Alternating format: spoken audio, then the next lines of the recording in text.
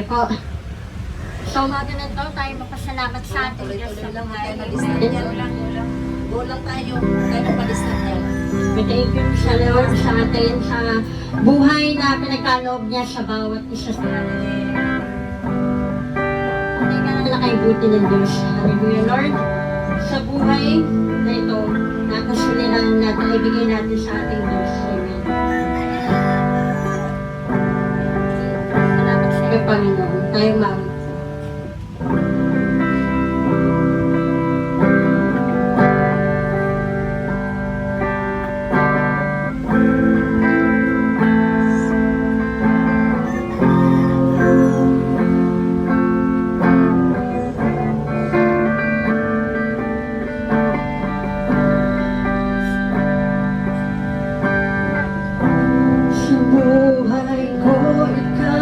Ang buhay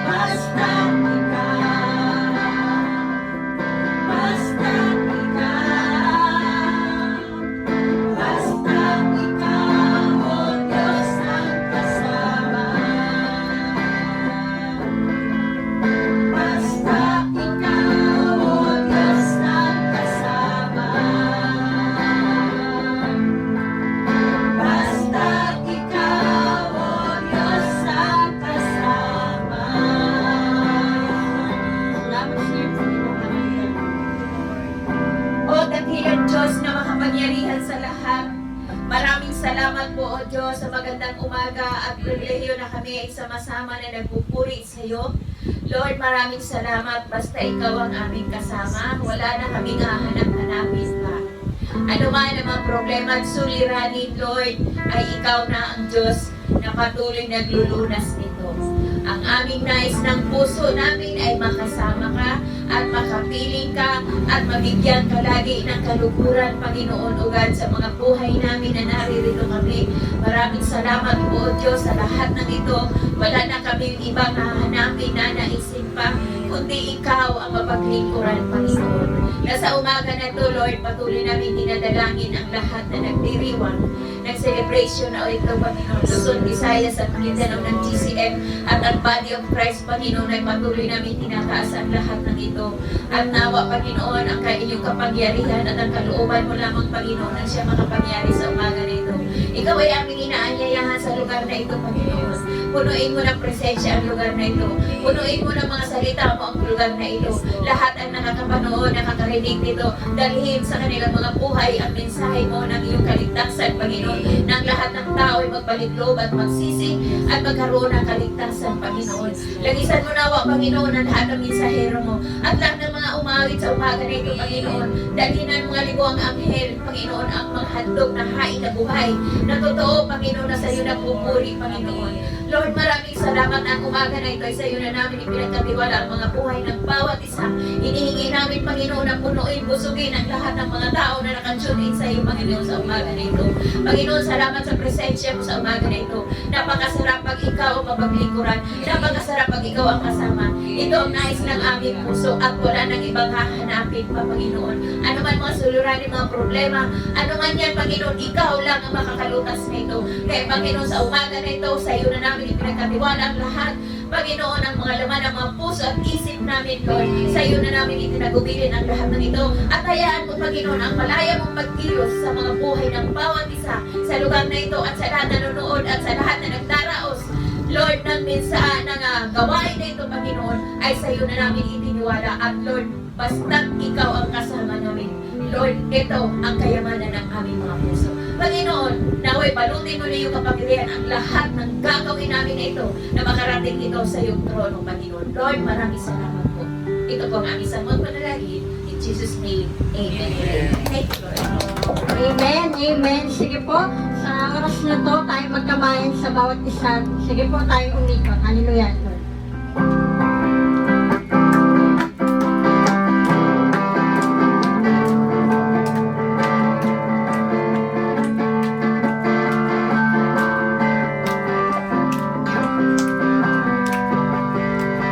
Napakaligaya at kaaya-aya sa ating pagmasing. Ang nagkakaisip lagi sama-sama, tawag ka kapatid.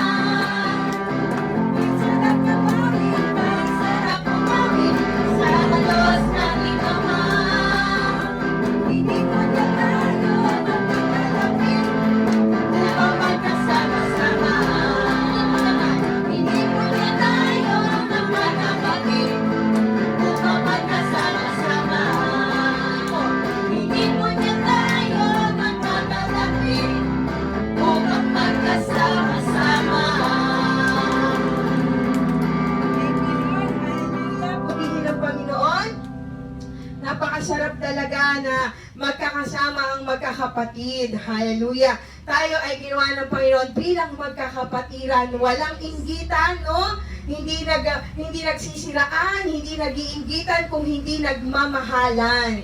Diba?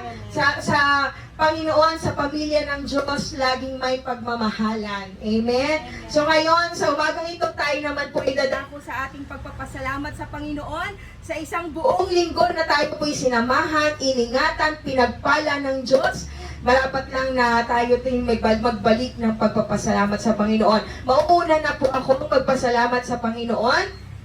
Ako po ay lubos na nagpapasalamat sapagkat bagamat po kaming magkakapatid ay magkakalayo kami, no? Luzon, Visayas, at nasa iba pang bansa yung isa. Bagamat magkakalayo kami, pero alam niyo po talagang masarap talaga sa magkakapatid yung nagkakaisa, no? Kapag ka merong pakiramdam, nadadaw, nandun lahat yung magkakapatid. No, sama-sama yung magkakapatid nagpapalakas doon sa nanghihina, no? Yun napakasarap po talaga. Kaya ako po ay lubos na nagpapasalamat sa Panginoon sapagkat yung aming pamilya, no, hindi man kami perfect, pero salamat sa Lord kasi nagmamahalan talaga. No, nandoon yung pagkakaisa, nandoon yung pagmamalasakitan, laging nagtatanong na, kamusta ka naman dyan? Lalo na si ate, dahil si ate nasa malayong lugar, no? Siya po talaga yung palaging nangangamusta sa aming lahat. Kaya salamat sa Lord na lubos po akong nagpapasalamat sapagkat binigyan niya kami ng pamilya, bagamat hindi perfect, pero totoong masarap na ang isang pamilya ay nagmamahalan, nagkakaisa, no? Nagtutulungan, nagdadamayan. Kaya salamat sa Lord, salamat sa Kanya sapagkat binigyan niya kami ng pamilyang mapagmahal.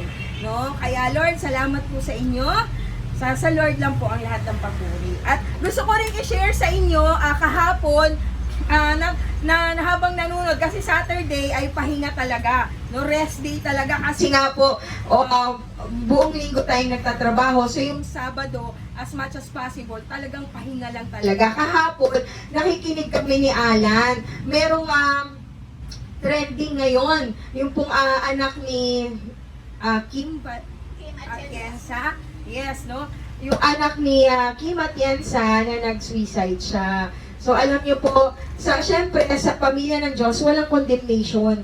Laging lesson learned, no? Itong buhay na ito ay magsilbing liwanag sa atin na bilang mga magulang, hindi po talaga madali ang responsibilidad ng mga magulang, no? At ang mga magulang, sila Kim at yung nanay, hindi natin sila kino-condemn. Kung hindi, yung lesson na nalilearn dahil sa buhay nila, magsilbi talagang liwanag talaga yung buhay nila. Ibig sabihin, tayo na nakakita kung ano yung nangyari at hindi yung naging maganda. Tayo talagang natuto tayo kung ano yung nangyari sa kanila. Yung may mga anak na lumalaki, alam niyo yung batang ito pala, sa kanyang paglaki dahil yung mga magulang niya ay busy, no? Negosyante yung nanay, tapos yung tatay din, talagang sobrang busy na mga trabaho nila. Wala silang panahon na mag-raise ng anak. So, anong nangyayari? Yung bata, iniiwan nila sa kamay ng ibang tao. Na yung ibang tao na ito, syempre, dahil trabaho lang yan, after lang siya sa sweldo, walang siyang totoong pagmamalasakit sa bata. Hindi nila alam na torture pala ang mentality ng bata. No? Sa batang edad niya, kinukulong daw siya sa aparador, tapos nilalagyan siya ng manika, tapos sinasabihan daw siya na, yung manika na yan, kasi iyak ka na iyak, yan ang papatay sa'yo. So yung takot, no? Nagke-create sa takot ng bata. Nag-create yung bata pa lang siya, alam nyo, hindi naging maganda yung kanyang kabataan.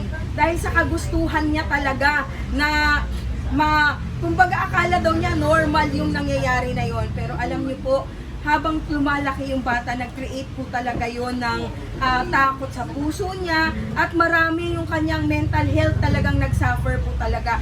So sa mga magulang, no, sa mga magulang, ingatan po ang mga anak, no, maging encouragement at inspirasyon talaga ang mga taong nakapaligid sa kanila. Huwag silang pagsasabihan ng kahit na anuman na mag-create ng takot sa puso nila sapagkat dadalhin nila yan hanggang sila ay tumanda. No, kahit na nagmamature na sila, yung takot bumabalik sa puso nila, yung create ng bata pa sila. So tayo po ay product tayo ng ating kabataan kung ano man yung nangyayari sa buhay natin. dahil sa ating mga naging kabataan. So ngayon po, dahil alam na natin, no, mahal natin ang mga bata, ang mga anak ay mahal natin, bigyan po natin sila ng magandang mga salita, no? Yung mga salita na magbibigay ng encouragement sa kanila, mag-i-inspire sa kanila, no po, para nang sa ganun, mabubuhay sila ng may lakas ng loob, no? Hindi takot yung nasa puso nila, kung hindi lakas ng loob na magagawa nila yung mabubuting bagay na dapat nilang gawin, no? Para yung buhay nila, kahit saan sila pumunta, hindi sila magtatanong sa sarili nila, dahil alam nila sa puso nila na na-affirm sila ng mga magulang nila, sinabihan ng mga magulang, anak, mahal kita ha. Ang tatay dapat nagsasabi ng I love you sa anak. Bakit? Kasi para walang doubt sa puso ng bata na minamahal siya ng mga magulang niya. Dapat talaga ang mga magulang ang unang-unang magsasabi sa mga anak nila na mahal ka namin. Mahal ka namin. Para kapag lumabas na yan sa Bahay, no, yung mga bata, hindi na yun maghahanap ng love ng kung ano-ano. Bakit? Kasi doon pa lang sa loob ng bahay, naramdaman ng mga bata na mahal siya ng mga magulang niya. Kaya para yung mga bata ay hindi magpupunta sa kung saan-saan, maghahanap ng love. Tapos yung love na hahanapin nila dahil gusto nilang mabilong, gusto nilang mamahal sila, itong bata na to dahil gusto niya na mamahal siya. Nung crush niya, isipin nyo ha, nung crush niya, alam nyo ba, hinihingian siya na, sige nga, magpadala ka nga sa akin ng picture na nakapanty ka lang. Alam nyo po, doon po talaga, dahil gusto niya na mahal siya nung tao na yun, pinadalhan niya. Alam nyo, nagpadala siya ng pictures. Yung daw lalaki na to, sa edad na 14 years old. Isipin nyo, 14, batang-bata pa lang. Nagpapadala siya ng picture niya na naka-panty lang siya, hanggang sa wala na talaga. Kasi gusto niyang mabilong, gusto niyang ma-appreciate siya ng tao na yun.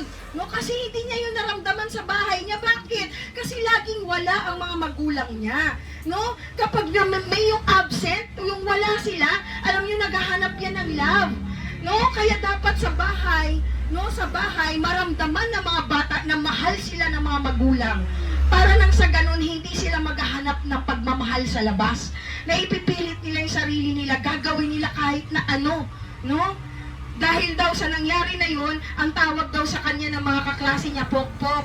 At in-embrace na lang niya yung pokpok na tawag sa kanya. Ang ginawa niya, nag-ano pa daw siya ng mga party. Talagang nagpa-party siya, pinakita niya na ganito na lang siya. In-embrace na lang niya. No? Kaya alam niyo po, napakahalaga ng mga magulang, yung paggabay ng magulang sa mga bata. So, ang pagpapamilya, ang pag-aanak, hindi po yan madaling responsibilidad. No? Bakit? Kasi humuhubog ka ng buhay eh. Buhay ang hinahawakan mo. Nasa mga kamay ng mga magulang kung anong magiging buhay ng mga anak nila sa pamamagitan ng mga itinatanim ng mga salita sa puso ng bata, sa isip ng bata. Kaya po dapat ang mga magulang ay maging responsableng magulang para yung mga bata magkaroon sila ng maayos na buhay. Amen? Ang isang bata na lumaki sa pagmamahal, kahit saan mo yan siya ilagay, walang question mark sa puso niya. Bakit? Sapagkat naramdaman na niya, na-affirm sa kanya ng mga magulang niya na minamahal talaga siya. Walang doubt na may nagmamahal ba sa akin? Walang question mark sa kanya dahil alam niya na mahal siya ng mga magulang niya. Amen? Kaya ang mga magulang talagang, mga magulang, sikapin talaga na magkaroon ng panahon sa anak. Bagamat nagtatrabaho, kailangan magtrabaho, ang totoong pag-i-express ng pagmamahal ay pagbibigay ng panahon eh. Yung alam mo, ang totoong nagmamahal, nagbibigay ng panahon. So kung talagang mahal mo ang anak mo, bigyan mo siya ng panahon. Kaya yung mga magulang, yung mga nanay, especially the nanays, no, na ibinigay nila yung kanyang buhay, yung career, isinakripisyo para sa anak. Alam niyo po, sobrang talagang napakalaking impact sa anak ninyo yan. No? Bakit? Kasi dahil lagi kayong nakakasama, nararamdaman niya na mahal niyo siya. Alam niyo, ang bata, pag bata yan, clingy yan eh. Gusto niyan lagi nakasukbit sa nanay. At kapag nararamdaman niya na malapit siya sa nanay niya, pakiramdam niya safe kasi siya. No? Safe siya, nararamdaman niya na safe siya. Ibig sabihin, hindi niyo siya inilalayo sa safety niya. Habang kailangan niya ng safety, lagi kayong nandiyan. Kasi darating din naman ang panahon, hindi na siya mangangailangan, pero naramdaman na niya, naranasan na niya. Hindi niya na yan hahanapin. Kaya salamat sa Panginoon. Yung mga anak, ingatang mabuti. Yung mga bata, laging makikinig na mabuting balita. Kaya mabuti na idadalhin sa loob ng church. Bakit? Kasi napapakinggan ng bata na ano yung totoo, no, na salita ng Panginoon. At yung salita ng Diyos, kapag tumatanim sa puso ng bata, nagkakaroon niya ng umuusbong. Akala natin walang nangyayari. No, akala natin walang nangyayari sa salita ng Diyos, pero hindi natin alam, katulad pala siya ng binhi na tumutubo na sa puso ng tao. Na kapag dumating ang time na talagang siya ay nandun siya sa crossroad ng buhay niya, babalikan niya yung salita ng Diyos. Masarap na may tanim na salita ng Panginoon sa puso. Kaya ang sinabi ng Lord, iukit nyo sa puso ninyo ang mga salita ko. Bakit? Ito kasi yung safety natin, yung salita ng Panginoon. Wala man siya in physical form, pero hindi niya tayo iniiwan sa pamamagitan ng mga salitang iniwan niya sa puso natin. No? Kasama natin ang Panginoon hanggat nandun ang salita ng Panginoon sa puso natin, hindi man natin nakikita na mukhaan ng Diyos, kasama natin siya. No, ingatan po natin ang salita ng Panginoon sa ating puso sapagkat ang Diyos at ang salita niya ay iisa. Amen? Kaya salamat sa Panginoon. Patuloy po natin ipanalangin ng mga kabataan kasi ang mga kabataan ngayon sa totoo lang dahil sa social media, very vulnerable sila. Alam niyo po, dahil mura pa ang kanilang kaisipan, naaapektuhan pa talaga sila masyado ng mga salitang naririnig nila. Ano po? Kaya dapat po gabayan ng mga bata as much as possible. Huwag po natin silang ibabad sa social media. No po? Sapagkat yung social media, alam niyo po, hindi po nasasala. Hindi nasasala yung mga salita na dumadaan dyan. At kawawa yung puso na hindi handa. Bakit? Ma-absorb niya. No? Kaya yung bata na ito, dahil sa maraming salita na masasakit, no, bashing, maraming nagbabash sa kanya sa social media, binubuli siya, alam nyo, winakasan na lang niya ang buhay. No? Hindi dapat ganon. Dapat talaga sa kabataan pa lang, ma-affirm na talaga na mahal ang mga anak. Amen? Kaya salamat sa Panginoon, sa pamilyang JCF. Dito po, tinuturuan tayo ng Panginoon. Kasi gusto niya maayos ang buhay nating lahat, lalo na yung mga bata. Dahil mahaba pa yung lalakbayin ng mga bata, dapat magsimula talaga ng maayos, no? Maging mabuting halimbawa ang mga magulang nang sa ganon yung mga bata, meron silang modelo na titingnan na mabuti, no? Kaya salamat sa Lord, sa pamilya ng JCF, sinisikap po natin na ang ating mga pamilya, ang pamilya, no? Sapagkat ito ay atin. Yung mga kapitbahay natin, hindi natin yan saklaw. Ang pamilya natin, no? Dalhin natin ang pamilya natin sa paanan ng Diyos sapagkat dito natin kakainin ang mabuting balita ng Panginoon, no? Na magbibigay ng kapayapaan, kapanatagan sa puso natin. Amen? Kaya salamat sa Panginoon. Sino pa po ang nais sa ayan? Sige po, palakpakan natin ang Panginoon sa buhay ni Pastora Becky. Amen. Purihin po ang Panginoon, no? Salamat sa Diyos at sa bawat isa sa atin. Ako po'y magpupuri sa Panginoon at magpapasalamat dahil po dito nga po ako nilagay, no, sa pingkian. Salamat sa Lord sa mga sitwasyon, yung mga iba na naman ang karanasan. Kaya pinupuri ko ang Panginoon, bigyan lang ako ni Lord ng laging kalakasan at nagpapasalamat ako. Totoo yan yung sinabi talaga ni Sister Janet. Alam nyo yung mga anak ko talaga kasi ang apo ko kasi dalaga na 13 years old na siya. Kaya sabi ko nga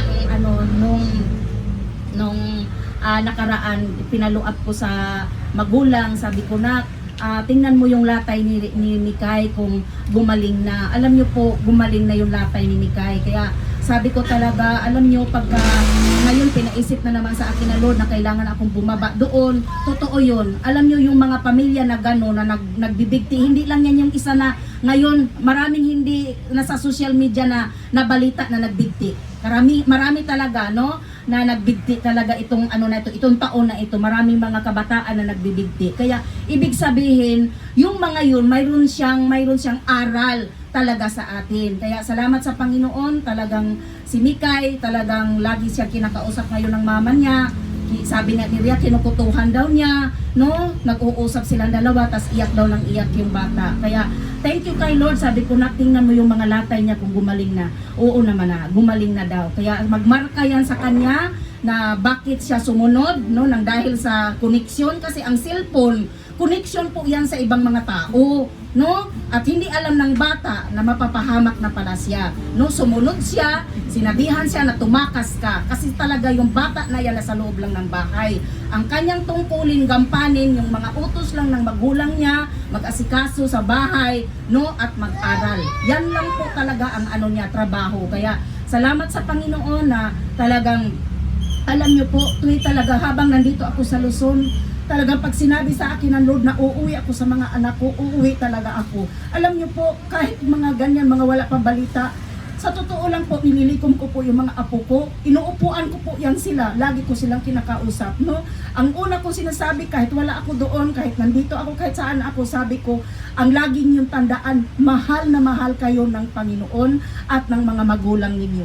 Hindi man kayo naasikaso, mahal na mahal kayo ni Mama Vicky. Lagi ko talagang nagtatanim ako ng mabubuting balita sa kanila. No, yung mabuting salita sa kanila.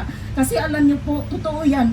Kapag sila po ay marunong magkaroon na sila ng connection katulad ng cellphone na yan, ang laki talaga ng impluwensya ng cellphone kasi connection kasi yan sa ibang tao, no, na magkaroon sila ng kaibigan, nakikipagkapwa sila, ang akala nila tama, no, kasi nga kulang ang magulang sa pag sa mga sa oras sa panahon. Kasi si Ria, nakita ninyo na kahit may kambal siya, nagninegosyo siya, no? Nagdinegosyo siya, nagsikap siya na makatulong siya kay Michael kasi hindi po talaga sapat, no? Kaya kailangan, sabi ko, thank you kay Lord sa kakaiba yung lakas talaga, no, nga ibinigay ng Panginoon sa kanya. Kaya salamat sa Panginoon sa lahat ng ngayon pupuntahan ko na naman doon kay mayroon na namang gamit na dapat kukunin.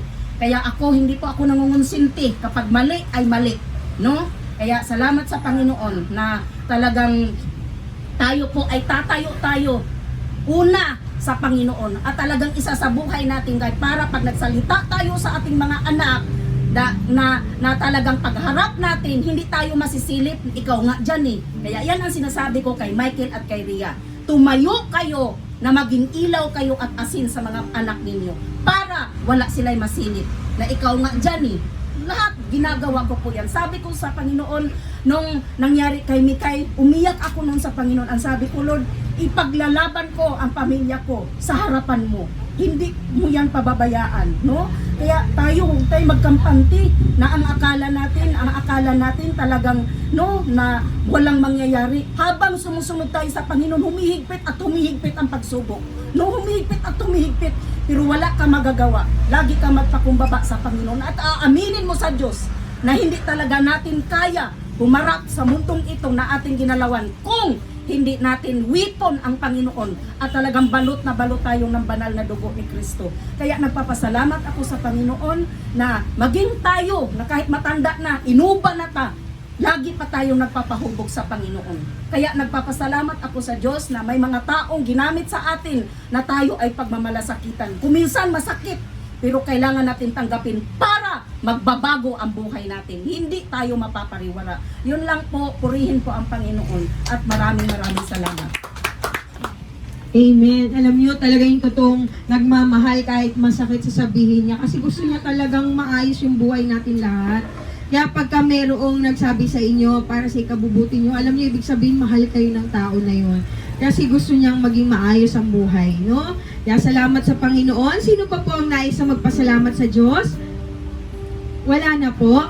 O, ayan. So, salamat sa Panginoon dahil isang linggo na naman, no, na ibinigay sa atin ni Lord na sinamahan niya tayo at iningatan niya tayo. Lord, salamat po kasi maraming araw ngayon. Marami tayong nagawa ngayon. Kaya Lord, thank you talaga na hindi tayo masyadong nahirapan. Salamat sa Lord sa lahat ng blessings na patuloy niyang isinashower sa ating lahat. So, ngayong umaga na to, tayong lahat ay sama-samang magpupuri, isasamba, at tayo po'y mag-awitan sa Panginoon. Tayo pong lahat ay tumayo. Hallelujah, Lord. Amen, amen. Kaya sa oras na ito, tayo magalak akbad saya sa ating Diyos sa buhay. Amen? Kaya sabi niya, isa lang na dapat kong gawin sa oras na ito.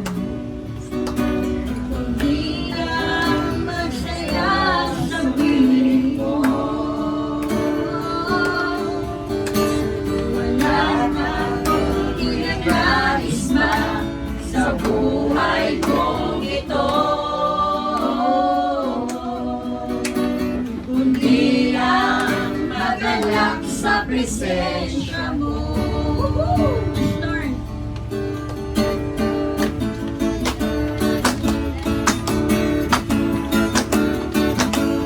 Sa bawat araw na dumaan sa buhay na ito, tagumpay mo ang siyang gabay sa katauhan ko.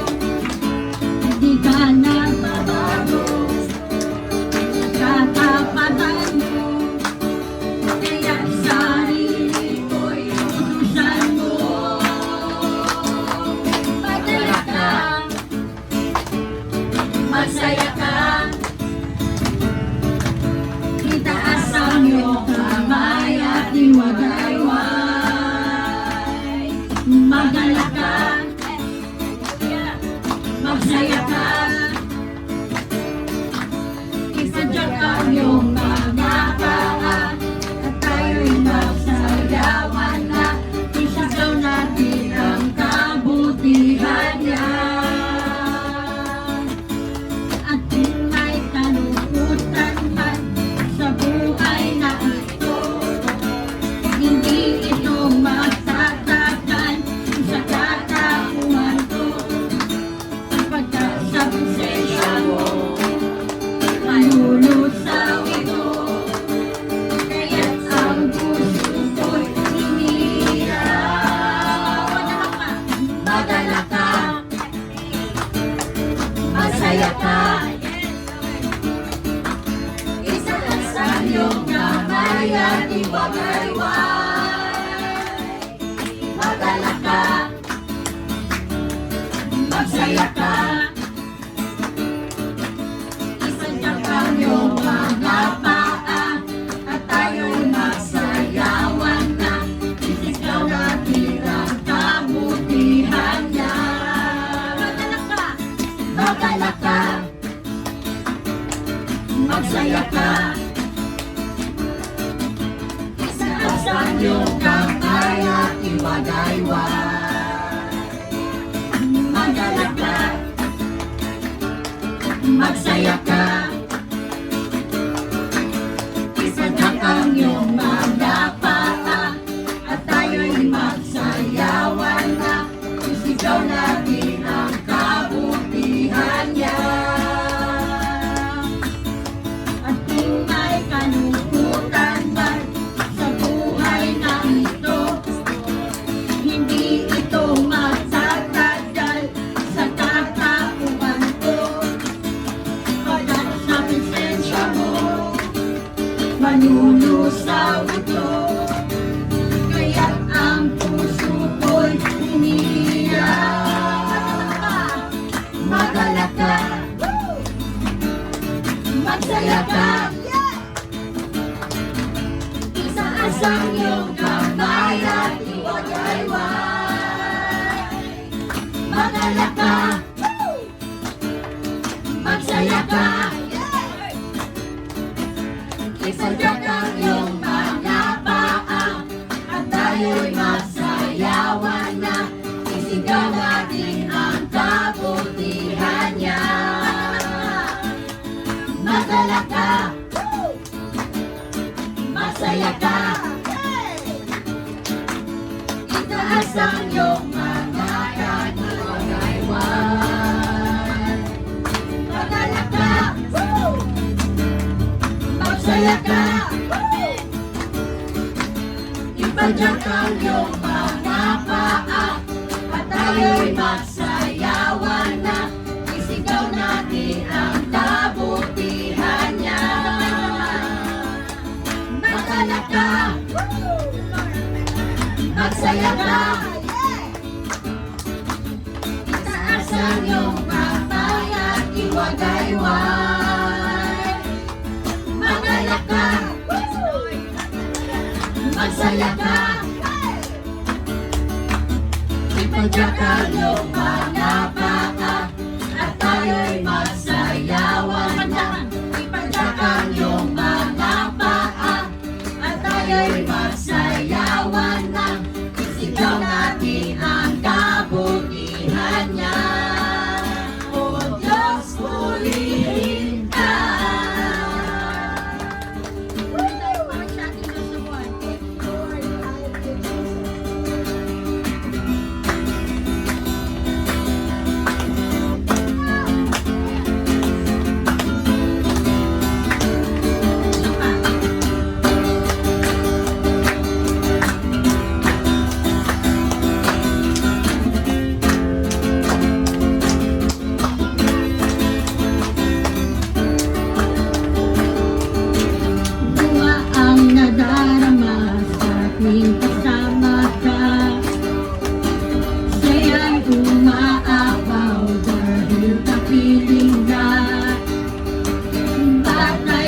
katulad ko, sa'yo'y sumasamba. Sa'yo, Panginoon, ako'y magsasaya. Halina't magsaya sa bahay ng Ama. Doon punong-puno ng buhay at sigla. Pag nag-isipin, sasabihin ng iba, sila mapipigil, papuri sa Kanya. Magsasaya, magsasaya sa bahay ng Ama. Dahil pag-ibig niya ay naranasan na. Magsasaya, magsasaya sa bahay ng Ama. Dahil pangalan ko ay nasa langit na.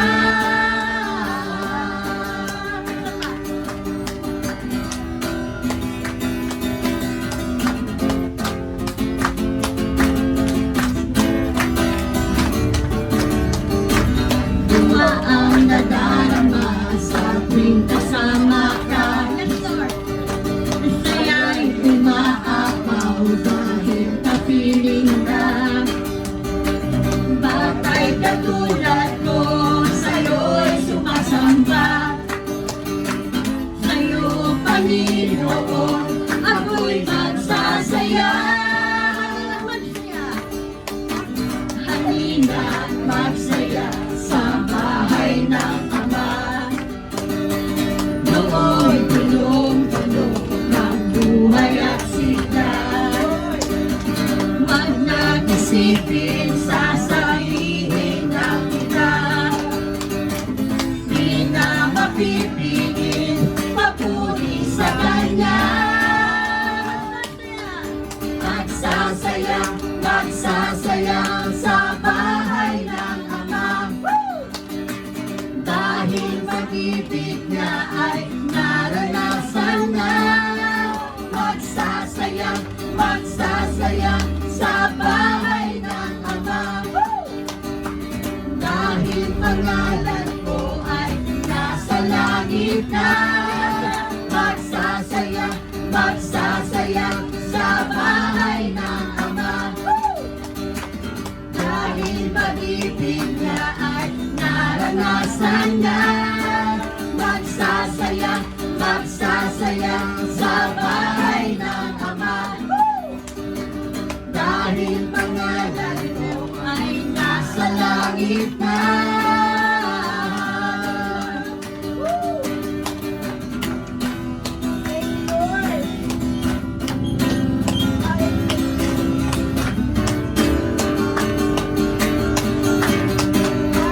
Thank you, Lord. Kami tayo umawit sa ating Diyos na Panginoon. So God, yes, Jesus.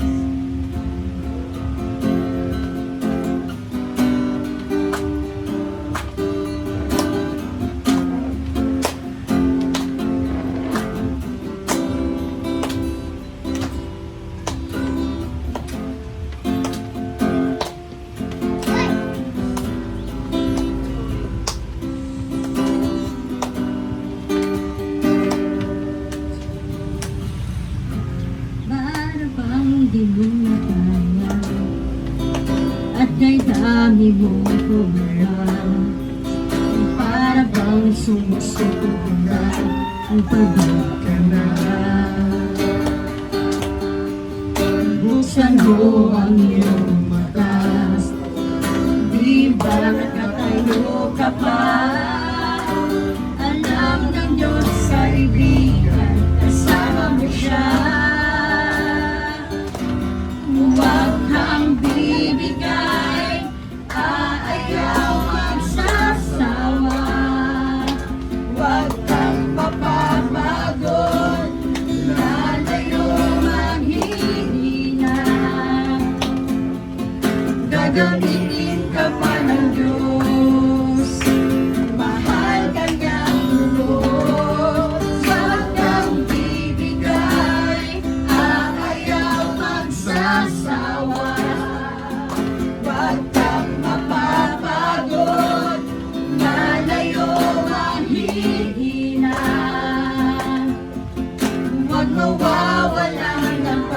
pag-asa, darating din ang umaga,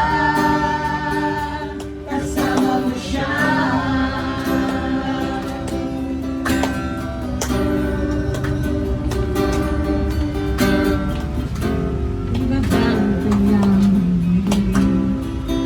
Kung ikaw ay nagkamali, itatayo sa iyong darapan. Malayo na ang iyong parating, hindi ka puntang muli. Kaya mo yan, kaibigan, kasama mo siya. Huwag kang bibigay, aayaw magsasawa. Huwag kang mapapagod, lalayo manghihina. Gagamitin ka pa ng Diyos, mahal ka niyang lubos. Huwag kang bibigay, aayaw magsasawa. Huwag kang mapapagod, lalayo manghihina. Huwag mawawalan ng pag-asa, darating din ang umaga. Huwag kang bibigay, aayaw magsasawa. Huwag kang mapapagod, lalayo manghihina. Gagamitin ka pa ng Diyos, mahal ka niyang lubos. Huwag kang bibigay, aayaw magsasawa. Huwag kang mapapagod, lalayo manghihina. Huwag mawawalan ng pag-asa, darating din ang umaga. Huwag kang bibigay, aayaw magsasawa. Huwag kang mapapagod, lalayo manghihina. Gagamitin ka pa ng Diyos, mahal ka niyang lubos. Huwag kang bibigay, aayaw magsasawa. Huwag kang mapapagod, lalayo manghihina. Huwag mawawalan ng pag-asa, darating din ang umaga, kasama mo siya.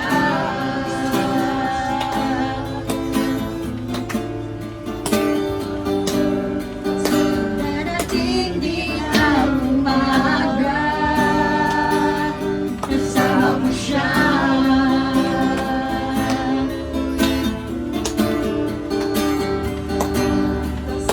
Darating din ang umaga, kasama mo siya.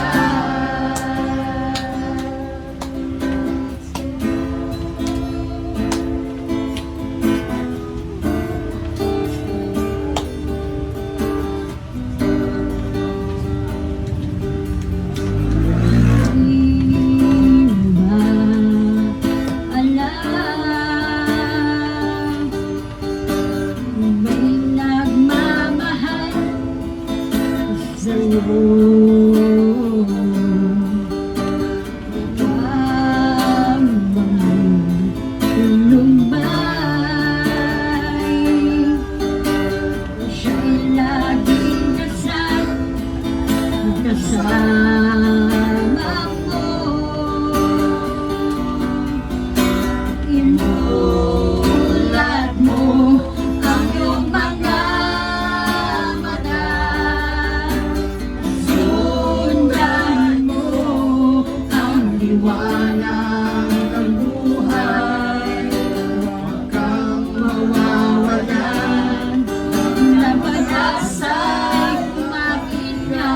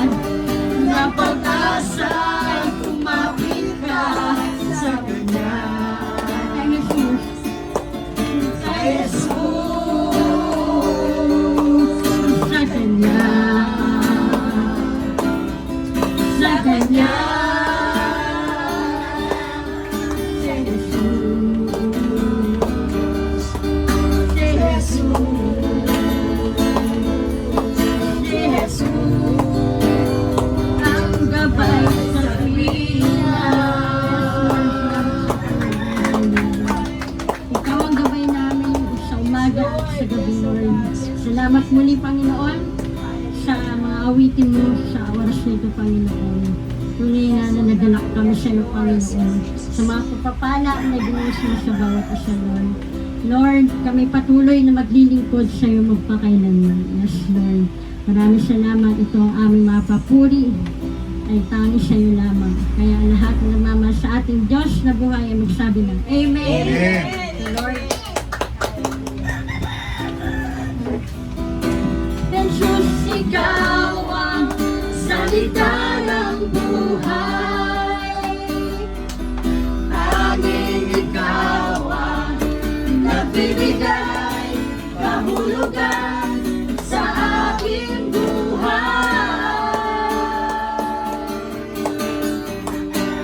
Salita mo, paghahawakan ko. Salita mo, tapat at totoo. Lahat ay nasa'yo, sapat sa buhay ko. Salita mo ang nararanasan ko. Salita mo, panghahawakan ko. Salita mo, tapat at totoo. Lahat ay nasa'yo, sapat sa buhay ko. Salita mo ang nararanasan ko. Salita mo ang nararanasan ko. Salita mo ang nararanasan ko.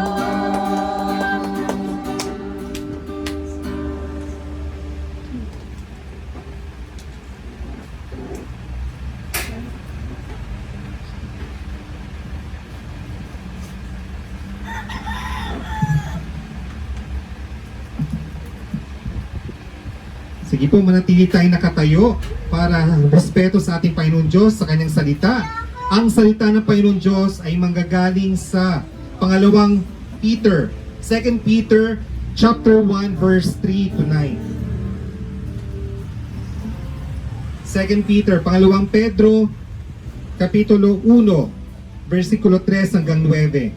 Sabi po dito sa 2 Peter 1, 3 to 9, His divine power has given us everything we need for a godly life through our knowledge of Him who called us by His own glory and goodness. Through this, He has given us His very great and precious promises, so that through them you may participate in the divine nature, having escaped the corruption in the world caused by evil desires. For this very reason, make every effort to add to your faith goodness, and to goodness knowledge, and to knowledge self-control, and to self-control perseverance, and to perseverance godliness, and to godliness mutual affection, and to mutual affection love. For if you possesses these qualities, increasing measure, they will keep you from being ineffective and unproductive in your knowledge of our Lord Jesus Christ. But whoever does not have them is nearsighted and blind, forgetting that they have been cleansed from their past sins. Tayo po'y manalangin. Ama naming Diyos sa mga pangyarihan sa lahat, marapat po na kayo po'y pasalamatan sa umaga ito. Kami po'y nagpupuri sa inyo at dinadakila ka namin sa umaga ito. Ama, maraming salamat sa inyong salita. Dalangin po namin sa aming pong pagbubulay-bulay na inyo pong salita ay magsilbi namin itong kalakasan. Dalangin din po namin magdiwanag ang aming paligid sa pamamagitan ng inyo pong tunay na salita na nagbibigay buhay sa bawat isa. Ama, ang mga salita niyo po na ipagkakalog niyo po sa amin po, Lord, tumimo sa amin, may sa puso namin, nang sa gayon po, Lord, sa amin po mga buhay, ay matamasa namin po ito at may sa katuparan namin, na may sa buhay namin to sa aming kapwa, nang sa gayon po, sa bawat paghahayo, sa bawat pagpunta namin sa aming pong mga pinapasokang trabaho man, sa aming pong pakikipagpisan, O Lord, sa aming pong mga pamilya, sa aming pong pagbibigay po ng lugod, ng mumula sa inyo, Lord, sa aming pong mga kapitbahay, mga kaklase. Dalangin po namin, Ama, na ito pong salita na ito, Lord, ay may sa buhay namin at may kalat namin po. Nang sa gayon po, Lord, matunghayan din nila ang tunay na pag-ibig mo at diwa mula sa salita. Ama, maraming salamat po. Dalangin po namin, Lord, na kayo po ang mangusap sa bawat isa sa pamamagitan ng inyong pong banal na Espiritu na ibinababa niyo po sa bawat isa at sa aming mga puso ay maitanim ang inyong pong salita sa umaga ito. Ama, maraming salamat po. Ito pong aming mga samot panalangin. Amen. In Jesus' name we pray. Amen, amen. Magandang umaga po at sa Diyos po mapuri. So tayo na po yung makaupo.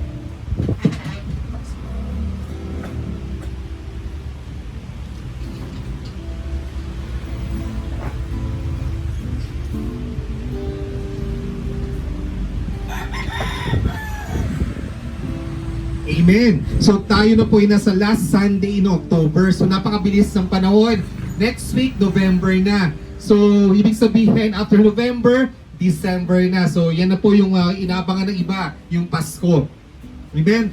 So, ito po yung last Sunday ng ating pong series, ng ating pong 9 Fruit of the Spirit. Kung matutunghayan natin, nagsimula tayo noong February hanggang sa October.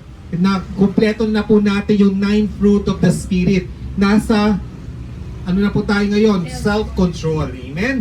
Kung ating pong babasahin muli yung Ephesians o sa Galatians chapter 5 verse 22 to 23, sabi po dito, but the fruit of the Spirit is love, joy, peace, patience, kindness, goodness, faithfulness, gentleness, and self-control. Against such things there is no law. Amen? So natunghayan na natin simula nung una pong buwan ng Pebrero. Natunghayan natin yung pag-ibig. Amen? Yung love ng ating Panginoon Diyos sa bawat isa sa atin. At yung pag-ibig natin sa ating kapwa. Then pagdating ng ating February and March, nandun na po yung joy. Amen? Yung kagalakan. Amen? Then pagdating ng ating pong April, nandun naman po yung ating ano po? Peace. Kapayapaan. Sabi po, kapayapaan o yung peace natin. Okay? Then, katsagaan o yung patience natin or forbearance. Okay? Then, kabaitan or kindness. Sinundan to ng kabutihan, goodness, then katapatan, faithfulness, and last month, yung gentleness o kahinahunan. And this month, so nasa last Sunday na tayo ng ating pag-aaral ng 9 Fruit of the Spirit. Bagamat nasa huli na tayong linggo ng ating pag-aaral, dapat po naitanim na natin sa ating mga puso. At hindi lang po na-memorize yung 9 Fruit of the Spirit, kundi po na isa puso natin at nasa idiwa natin, and at the same time, i-apply natin sa ating kapwa, sa ating pamilya, at sa ating mga kaklase o sa mga guro natin. Amen? So ito po yung 9 Fruit of the Spirit. So nasa ano na po tayo, pinakalas, yung pagpipigil sa sarili o pagtitimpi o self-control. Kung atin po nabasa sa 2 Peter 1, 3-9, amen? So, dito po matutunghayan natin yung self-control. So, kung titingnan natin, himay-himayin natin yung self-control o yung pagtitimpi o yung pagpipigil sa sarili. So, it comes from the Greek word egratia. Egratia, which means mastery. So, it means, sabi sa King James Version, kung ating po babasahin ng King James Version, ang nakasulat doon hindi po self-control, kundi temperance. Amen? So same lang po yan ang self-control o yung temperance sa King James Version. Amen? The virtue, sabi nga po sa Google, pag sinearch po sa Google, sabi po sa Google, ang sinearch po natin doon, ang definition po ng self-control, the virtue of one who masters his desires and passions, especially his sensual appetites. Amen? it is the ability to manage one's impulses, emotions, and behaviors to resist immediate temptations and achieve long-term goals. Sabi po yan sa Google. So, may mga synonyms o mayroon siyang kasing kahulugan. Kung ang ating po mababasa sa Merriam-Webster's Dictionary or sa Oxford Dictionary, ito po yung na-search po natin. Another term for self-control is self-discipline. Amen? Self-restraint, control, self-mastery, coolness, okay, countenance, and calmness. So ito po yung mga different synonyms o yung kasing kahulugan po ng self-control o tinatawag natin sa Tagalog na pagpipigil sa sarili or pagtitimpi. So mastery. Ibig sabihin kapag ikay nag-college, tapos for example engineering yung iyong kursong kinuha, so kung gusto mo magkaroon ng unit sa masteral, so kukunin mo rin para ma-improve yung iyong knowledge about engineering, so mag-aaral ka ng master's degree. So hanggang sa mag-doctorate degree ka. Amen? So ganun po yung ginagawa ng mga iba. Sa pag-education naman, magkakaroon ka ng MAED. Okay? Masters in Education, then magdo-doctorate degree ka in Education or Philosophy. So yun po yung sa pag-aaral natin. So mastery, ibig sabihin, ang self-control ay dapat nating ma-master. Amen? Yung self-discipline, sabi nga natin, kasing hulugan ng self-discipline ay yung mastery. So mag-master tayo sa disiplina ng ating sarili. Amen? Kung wala tayong disiplina sa ating mga sarili, baliwala yung pagmamaster natin sa ating kapwa, pagmamaster natin ang salita ng Diyos, at pagmamaster natin kung sa music team ka, or sa pangangaral ng salita ng Diyos, o pagmimisyon. So kailangan na natin ma-master to. Napag-aralan na natin yung unang 8 fruit of the Spirit. So ito kaya po yung pinuli ang self-control dahil dapat ma-master na natin yung ating pong buhay sa pagkokontrol ng sarili nating pasya, sa pagkokontrol ng sarili nating pag-iisip, at ang pagkokontrol ng sarili nating dila sa pananalita. Ito po ang kailangan natin. Alam nyo po, marami pong mga Bible characters, yung mga sinauna sa Old Testament hanggang sa New Testament time, marami na po ang nag-practice ng kanilang self-control o yung pagpipigil o pagtitimpi sa kanilang sarili. Alam po natin na marami tayong makikilala sa mga Bible na nabasa natin sa from Old Testament time to the New Testament time. So nandyan si Haring David. Alam naman po natin, si Haring David ay sinabi po na siya po ay man after God's own heart. Amen? So nananalaytay sa kanya ang pagiging puso, papagmahal ng Diyos sa pamamagitan po ni Haring David. Alam po natin, sinubok siya. Amen? Dahil po, alam po natin na tinutugis siya ni Haring Saul. Amen?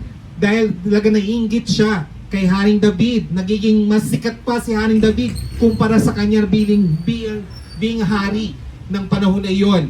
Kaya si Haring David, alam niyo po, nagtimpi siya. Nung nasa kuweba siya, doon na si Saul eh. Gusto niya nang patayin si Saul pero nagtimpi siya. Nagkaroon siya ng self-control na huwag patayin si Saul. Si King Saul. Bakit?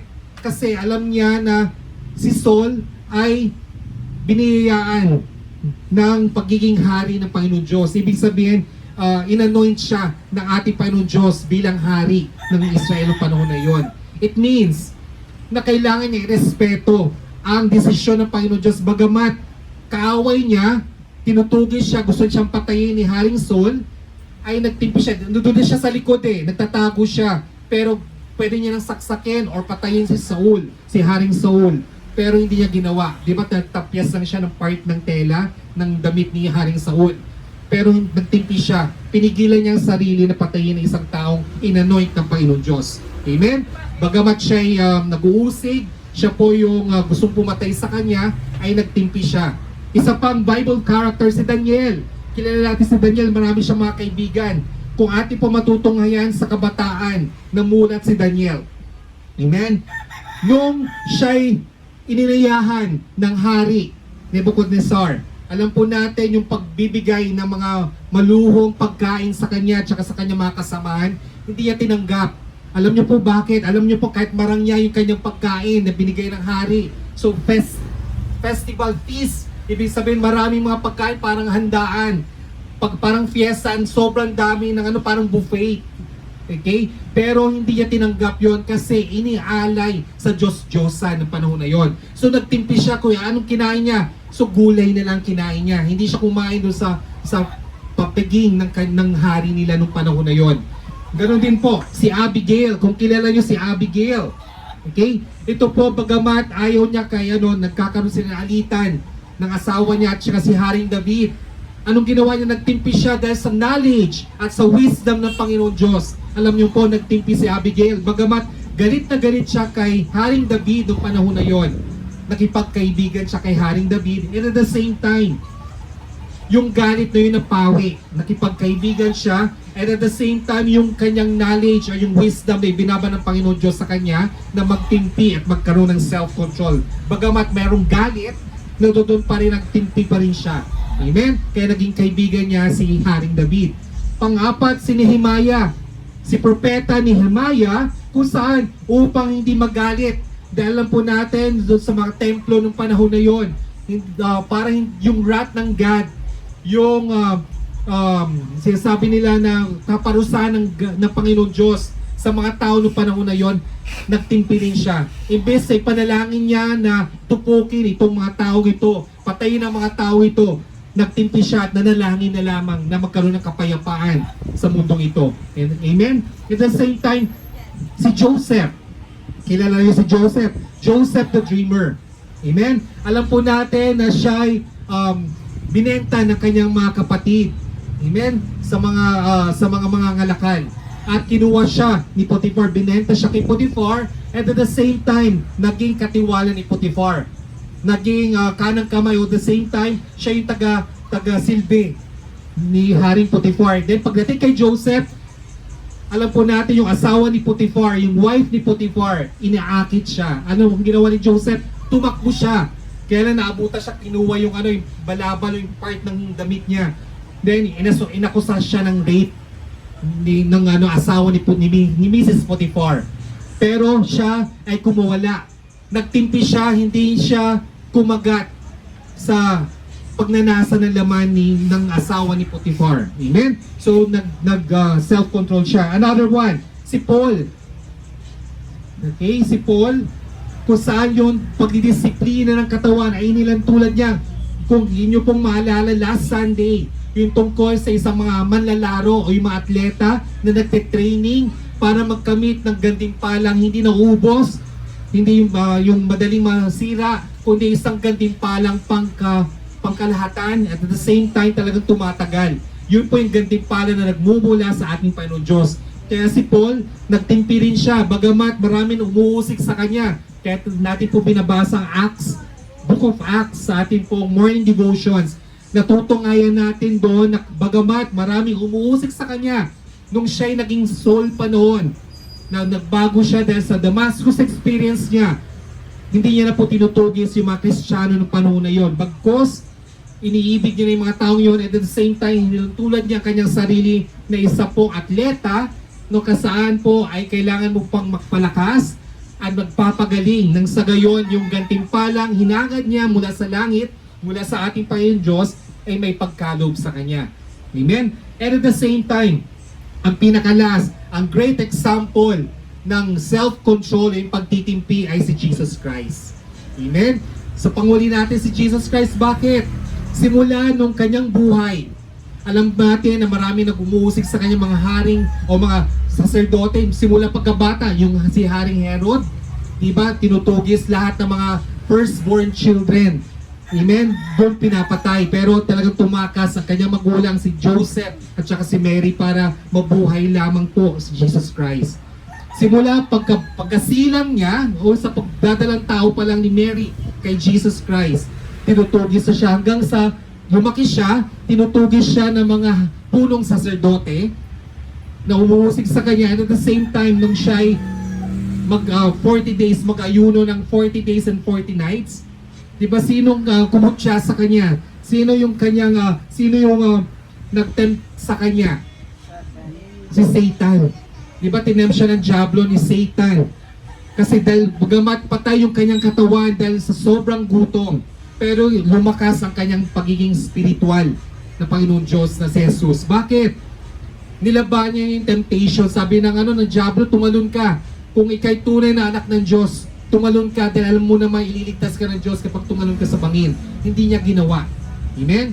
Kasi tinetempt siya. Kasi pag ginawa niya yon, wala na po yung story na pagiging Diyos niya. At at the same time, para siyang nagpaalila sa kay Satan or sa Diablo. Alam niyo po, ito po yung mga different Bible characters na dapat nating tularan sa ating po mga buhay bilang mga Bible characters ng panahon ng Old Testament hanggang New Testament hanggang kay Paul.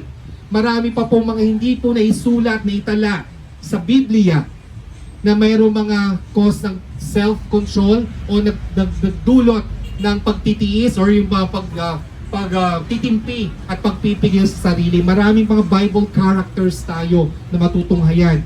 Marahil isa rin tayo sa mga taong yon. Kung nasusulat lang sa kasulatan, marahil masusulat to sa aklat ng buhay pagdating ng huli. Sa last days, kung tayo na po iharap sa ating Panginoon Diyos, iharap tayo sa kasulatan. May isusulat doon na tayo nagtimpi, nagkaroon tayo ng self-control sa ating mga sarili ng panahon na ito. Alam niyo po, napakabuti ng Diyos dahil pinagkalog niya po ang self-control sa bawat isa. Yung pagtitimpi sa sarili o yung ating pong pagpipigil sa sarili. Marami pong mga tukso, maraming pagkakataon. Alam niyo po, ang mind natin, yan po ang ginagamit po ng kaaway. Sa lahat ng panahon, ang kaaway, ang Diablo, si Satanas, inaagaw niya kayo sa pamamagitan ng inyong pag-iisip. Amen? Kaya nga po yung nangyari po sa anak po ni Kuya Kim Atienza, na si Emma Atienza, dahil sa kanyang pag-iisip na marami nagbabash sa kanya. Dahil sa kanyang pag-iisip na nagpupuyat siya dahil sa mga social media, nagpo-post lagi siya doon at marami nagbabash. Winasak siya ng kaaway sa kanyang pag-iisip. Iniisip niya kasi na maraming basher. Isa lang siguro nag-bash sa kanya, sa isip niya dahil si Satanas, nais siyang kunin ka sa pamamagitan ng iyong pag-iisip. Sinabi niya ng Satanas, ang dami nagbabash sa iyo, kahit isang basher lang nabasa niya. Marami nagbabash sa iyo, kitilin mo ng buhay mo. Ganon din tayo. Maraming pagkakataon ng ating pag-iisip dahil hindi tayo nagtitimpi, hindi tayo nagsa-self-control. Marami tayong mga iisip sa ating mga bagay sa ating mga buhay. Kung minsan, nag-aaral tayo ng salita ng Diyos, nagbabasa tayo ng Bible, pagkabuklat mo pa lang yan, nakita mo sa iyong pag-iisip, ay, may magandang may mga nasa social media, nasa Facebook. Imbis na magbasa ka ng Bible, naagaw ka na ng Diablo sa pamamagitan ng social media. Amen? Imbis na matutulog ka na dahil may pasok ka kinabukasan, Monday, bukas. Pagdating ng gabi, alas 9, dapat tulog na tayo. Sakalang sabi ng sa iyong pag-isip, sabi ni Taning, gumising ka pa. Makipag-chat ka muna sa katabi mo or sa classmate mo. Bukas naman, baka mamaya walang klase bukas dahil maulan. Amen? So dahil sa isip, ito po ang kinukuha at talaga pong iniimpluwensyahan ng Diablo o ni Satanas. Kaya dahil sa ating pag-iisip, kung ano man po yung ating iniisip na masama, negatibo, o yung mga pag-iisip na parang wala tayong lakas, nanghihina tayo, may mga problema tayo dahil sa ating pag-iisip, yung takot natin dahil sa isip natin. Alam niyo po, walang pagtitimpi sa sarili yon. Wala kang self-control na kinokontrol ka na pala ng Diablo sa iyong pag-iisip. Amen? Kaya kung minsan sa isip mo pala, inutusan mo yung anak mo, tapos sabi ng anak mo, wait lang. Pero sobrang parang naisip mo, hindi sumusunod yung anak ko. Kaya nagalit ka tuloy. Kaya papagalitan mo, papaluin mo pa siya. Amen? Kasi yun ang inudyok ng Diablo, na paluin mo, na parusahan mo yung anak mo, pero may ginagawa naman siya. O kaya ikaw naman, inutusan ka ng nanay mo, bumili sa kanto, pero hindi ka nakikinig. Yung pag-iisip mo, nakafocus sa ibang bagay. Amen? Inudyokan ka ng Diablo o ni Satanas na huwag ka makinig sa nanay at tatay mo. Amen? So maraming pagkakataon na ating pag-iisip, yan ang nagkukos kung bakit si Satanas pumapasok sa ating isipan. Amen? Kaya po tayo, dapat maging mapagmatsyag tayo. Isipin natin na ang Panginoon Diyos ang bumubuhay sa atin. Ang Panginoon Diyos sa pamamagitan ng kanyang bugtong na anak si Jesus. Amen? Ang dapat po, ang maisaisip natin, wala na po ibang bagay, kundi mag-focus tayo sa daanan ng ating Panginoon Diyos. So straight line tayo, huwag tayo liliko sa kaliwa, liliko sa kanan, dahil marami mga pag-uusig, marami pong mga gumugulo sa ating isipan. Pero pag mag-focus lang tayo, katulad ni Pablo, sabi niya po, mag-training tayo na tayo po ay magtitimpi, tayo po magkokontrol na ating sarili, nang sa gayon wala pong influensya ng Diablo o ni Satanas sa ating pag-isip. Focus on to Jesus lang tayo. Kung ano man po yung tinatahak ni Jesus Christ nung siya isilang dito sa mundo hanggang sa kasalukuyan na nakaka-influence sa atin sa ating pag-isip, mag-focus lang tayo kay Jesus Christ. Nang sa gayon, yung fruit of the Spirit na pagtitimpi o yung self-control o pagpipigil sa sarili ay maging maayos ang ating kalooban. Maayos natin, makokontrol natin, mawawala ang control ni Satanas o ni Taningo ng Diablo sa ating pag-isip, kundi mamumuhay tayo ng ayon sa ating Panginoon Diyos sa Jesus. Palakpakan natin ang ating Panginoon Diyos. Okay? Kapag sinabi ng ating lingkod ng Diyos, palakpakan natin ang Diyos. Sabi ni Taning, huwag ka pumalakpak. Pag sinabi, Amen, huwag ka mag-Amen. Amen? Huwag ka makinig. Kausapin mo yung sarili mo. Ibig sabihin, wala kang self-control. Wala kang pagtitimpi kasi hindi ka nakafocus. Okay, sa salita ng ating Panginoon Diyos, bagkus mo, may pagkakataon na ganyan ang ginagawa sa ating pag-isip ng Diablo. Kaya dapat po, isipin natin na mag-focus lang tayo sa salita ng Diyos kasi ang Panginoon Diyos ang bumabago sa ating isipan. Siya lamang po ang bumabago sa ating kalooban, sa ating mga puso, at siya lamang po ang tanging sandalan natin sa anumang mga bagay na nagkukos ng ating pong takot, nagkukos sa ating mga problema o anumang mga bagay sa ating mga buhay. Kaya dapat po, marapat lamang po nag-focus tayo sa ating Panginoon Diyos sa buhay. Amen. Amen. So, sabi nga po sa verse 3 na ating pong binasa sa 2 Peter chapter 1 verse 3, tinanggap natin sa pamamagitan ng kapangyarihan ng Diyos ang lahat ng bagay na magtuturo sa atin upang tayo'y mamuhay na makadiyos. Ito'y dahil sa ating pagkakilala kay Jesus na siya rin tumawag sa atin upang bahaginan tayo ng kanyang karangalan at kabutihan. Tunay nga po, kapag nag-focus tayo sa ating Panginoon Diyos na buhay na si Jesus, gaganda ang buhay at pakiramdam natin. Amen? Sabi nga natin sa ating nabasa, mag-focus lang tayo. 4.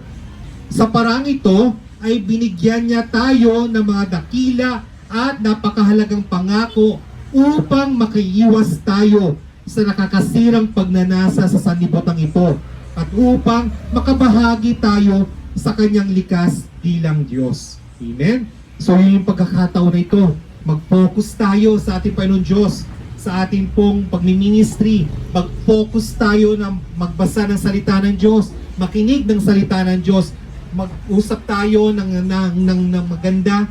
Halimbawa, maging katulad tayo at kaibig-ibig sa ating kapwa. Amen? Yan ang nais sa ating Panginoon Diyos. Sa gayon po, maging maayos ang ating mga buhay. Amen? So, last week, alam nyo po, kapag wala kaming ginagawa sa bahay, nakikinig lang kami ng social media, yung Tony Talks. Alam po natin, ito yung naging influencer talaga siya, si Tony Gonzaga, kung saan siya, kung wala siyang show sa television, meron siyang mga vlogs kung saan po yung Tony Talks. Isa pong naka-caught na attention ko ay yung tungkol kay Daniel Villamor Quisaot. Na-share ko na siya sa Facebook. Tingnan nyo na lang kung yung tungkol sa kanyang naranasan sa buhay. Alam nyo po, inusig siya, nakulong siya for 2 years nung wala naman siyang anumang kasalanan. Amen? So nakapagtapos siya ng engineer. Naging engineer siya at nakapagtapos siya ng engineering course niya sa preso. At ngayon po, siya po ay 27 years old na po. Amen? Si Daniel Villamor Quisaot, so nag-aaral po siya sa Central Mindanao University. Amen? Sa Bukidnon po yon. Isa po siyang Christian. Ang kanyang pamilya ay nasa Kristiyanong pamumuhay. yung kanyang kinabibilang nanay, tatay, mga magulang niya ay mga Kristiyano, kanyang buong pamilya. At the same time, sa buong community nila ay Christian.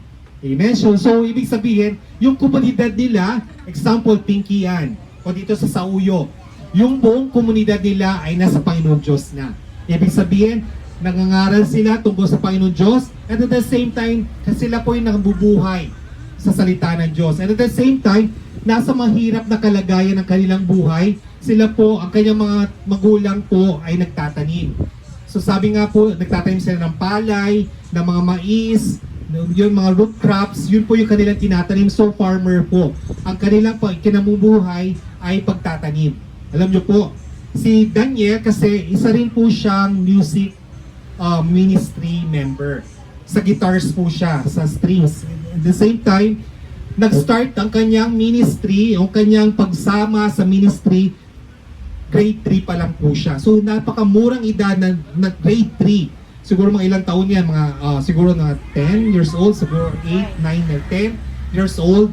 Doon na siya namulat na nasa ministry na po siya ng worship. Si Daniel Villamor Kisaot, isa po siyang member ng worship team or ng music ministry. Amen? Alam niyo po, ang sinabihan po sila ng kanilang pastor, ng mga kanilang elders, na hindi sila pwedeng mag-boyfriend o mag-girlfriend sa ministry or sa labas na hindi pa sila tapos mag-aral. Napakaganda po yun na kanyang tinupad. Amen? Na lahat ng mga nasa komunidad nila, sa church nila, lahat na nasa ministry ng worship, sinabihan sila na hindi ka pwede mag-boyfriend o magkaroon ng jowa o ng girlfriend na hindi ka pa tapos ng pag-aaral ng college. Amen? So, maganda po yung simula na yung maganda po yung pananaw ng kanilang church na kapag hindi ka pa tapos ng kolehiyo, huwag ka munang makipag-boyfriend or makipagligawan or manligaw. Amen? Kaya lang, lumabag si Daniel. Dahil siya ay nasa university, alam niyo po, nasa last semester na siya ng 5th year na kanyang ng kanyang course sa engineering, electrical engineering kanyang course sa Central Mindanao University. Kaya lang po nakipag-jowa siya kasi na-meet niya yung kanyang girlfriend sa library na nakakasama niya siya, nagtatagisan sila ng talino kasi nasa engineering, ibang engineering department yung kanyang girlfriend. Pag nasa library sila, nagkakaroon sila ng mathematics quiz bee. Si Daniel po kasi, isa po siyang Dean's Lister, one of the DOST scholar po siya sa panahon na yon, at saka mathematics quiz champion. So napakatalino ni Daniel. Kaya lang nagkaroon siya ng girlfriend at time na na-meet niya lang sa library ng school nila, at at the same time doon sila nabuo yung kanilang pag-ugnayan ng kanyang girlfriend. Nalaman tuloy ng kanyang elders, ng kanyang pastor. Sinabihan siya ng mag-quit ka muna. Bumaba ka muna sa ministry dahil may girlfriend ka. Dahil meron kang jowa, hindi ka muna pwedeng tumugtog. Amen? So sumunod si Daniel. Hindi siya sumunod or hindi siya nagtugtog that time. Hindi siya talagang doon lang siya. Tagaupo, tagakinig na lang siya, hindi siya humaharap, hindi po siya tumugtog-tog that time kasi binaba siya ng kanyang mga superiors that time. So nagpatuloy siya sa kanyang girlfriend. Then, na-realize siya kasi bata pa lang siya, grade 3, nang mulat na siya sa ministry, hinahanap ng kanyang katawan, ng kanyang banal, ng kanyang spirito sa pamamagitan ng banal na spirito, parang hinahanap niya, parang patay ang buhay ko nang wala ako sa ministry. Dahil sa sobrang tagal niya na sa ministry, na mulat siya sa ministry, alam niyo po, kinausap niya yung kanyang girlfriend. Amen? Hindi ko alam kung sa library niya kinausap. Sabi na sa girlfriend niya, dahil gusto ko bumalik sa ministry, kailangan kong stop yung ating pong ugnayan. So, iniwan niya yung kanyang girlfriend. So marahil dahil first girlfriend niya yun, hindi niya pa kaya mag-handle ng relationship.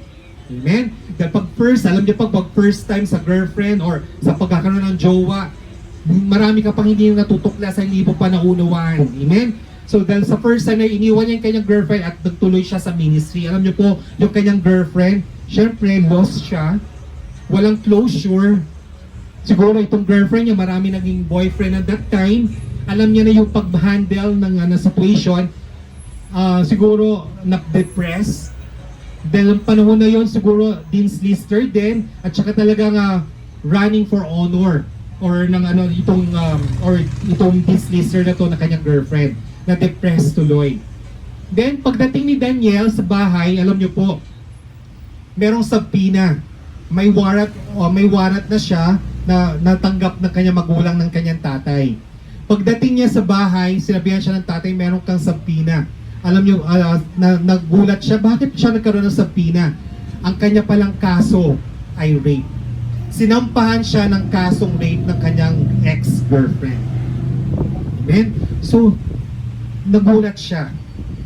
Hindi niya akalain na yung kanyang first girlfriend, siya pa yung magsasampa ng kaso ng subpoena at saka talaga pong na-depress din siya dahil hindi niya akalain na first girlfriend niya, ex-girlfriend niya, na iniwan niya sa ere na magsasampa ng rape na walang katotohanan. Siyempre, ang kanyang mga magulang nalungkot that time. Binalita pa ng kanyang mga classmate, alam niyo po, nag-trending daw siya sa school nila that time. Alam po natin, government, ito ay sa public university, yung Central Mindanao University sa Mindanao, sa Bukidnon, nag-trending daw siya. Amen? Kasi sinerve yung warrant sa kanya, hinuli siya ng mga NBI, pinusasan siya sa eskwelahan. Last semester, so nakapasok pa siya ng 5 days sa kanyang last semester sa school. 5th year na yun, gagraduate na yun. Siguro 6 months na lang, 5 to 6 months na lang, magtatapos na siya ng magiging kursong electrical engineering. Alam niyo po, habang pinupusasan siya, naisip niya yung pag-uusik kay Jesus Christ. Kung saan siya lumakad, syempre, nahalata niya na nahiya siya dahil maraming mga class, ano yan, rape, ang kanyang case, rape, sino ni-rape niya? Yung taong ito. So, maraming pag-uusik. Habang daw naglalakad siya papuntang CIDG para imbestigahan siya, so naglulumo siya, parang nagtatahak niya yung tinahak ni Jesus Christ ng panahon na siya inusig, siya ipinako sa krus at namatay sa krus ng Kalbaryo. Amen? So, ang daming mga pag-ano din. Alam niyo po, fast forward tayo. Alam po natin dahil sa rape, sabi nga po, tinanong siya ni Tony, bakit hindi ka nag-bail? Hindi ka nagpiyansa? Kasi ang rape case, wala po siyang piyansa. So, pag na huli ka, at the same time, meron kang subpoena, sa may warrant of arrest ka, ikukulong ka na agad. So, dinala siya sa provincial jail nung panahon na yun. So, alam niyo po, dahil sa part na yun, yung bag na gamit na hawak niya daw, binili bag ng jail guards. Kumalat daw yung kanyang engineering reviewer, yung kanyang Bible, at saka yung apple niya. Alam niyo yung apple, pinagpiestahan daw ng mga kakosa niya. Dahil siguro, yun daw yung lunch, kasi hindi pa daw siya nakapag-lunch, yun yung binigay ng nanay niya bago siya pumasok sa kulungan.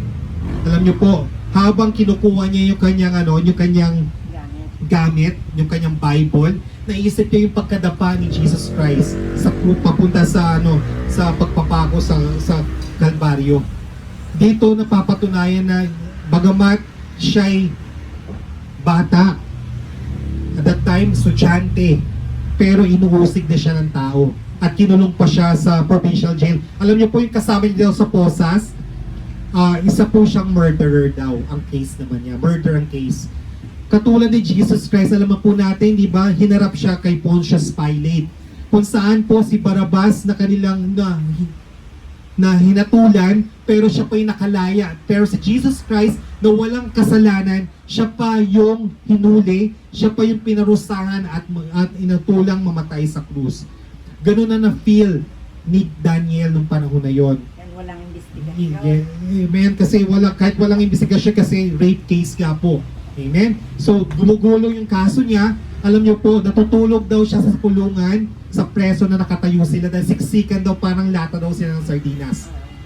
Matutulog sila, nakahawak lang siya sa rehas kasi hindi sila makakahiga sa sobrang siksikan nila. So, pwede ka masandal, siguro kasandal muna yung kakosa mo. And that time, alam niyo po, ang initiation pa that time, ay talaga pong bubugbugin ka. Kahit anong case mo, ano ba yung kinabibilangan mong kaso, bubugbugin yun po initiation that time. Amen? Wala naman daw nare-rape that time. So exaggerated lang daw po yung sa mga pelikula. Alam niyo po, sabi niya po mas maganda pa raw po yung mga nasa TV tsaka mga eksena sa mga sinihan. Mas mabuti pa daw doon na lang siya napunta kaysa sa tunay na preso ng panahon na yon sa provincial jail. That time, nalalaman niya na lang daw po na talagang may nag-aaway, habang nagre-review siya. Kasi may exam siya kinabukasan, nagre-review siya, yung reviewer niya. Yung classmates niya nagbibigay ng notes sa kanya, yung nanay niya, pagbisita sa preso, binibigay yung notes at at the same time doon siya nag-exam sa preso. Can you imagine? Habang nasa preso, kasiksikan, magulo, maingay, may mga nagsusuntukan, mga nag-aaway, meron pa nga that time na nababaliw, nagtatapo ng sarili niyang dumi, amen, natatalsikan daw siya habang gumagawa siya ng kanyang assignment. So that time, napakalunos ang kanyang, kalunos-lunos ang kanyang nararamdaman that time. Alam niyo po, within that 2-year time sa preso, tinulungan siya ng mga kapwa-preso niya. Amen? Dahil po sa isang reverend na natutunan niya na talaga pong sinisharean sila ng Bible. And at the same time na siya po ay nakakilala na sa Diyos, tumutulong siya, nagbibigay din siya ng mga excerpts sa Bible sa kanya mga kasama, kapwa, mga kasama sa kulungan.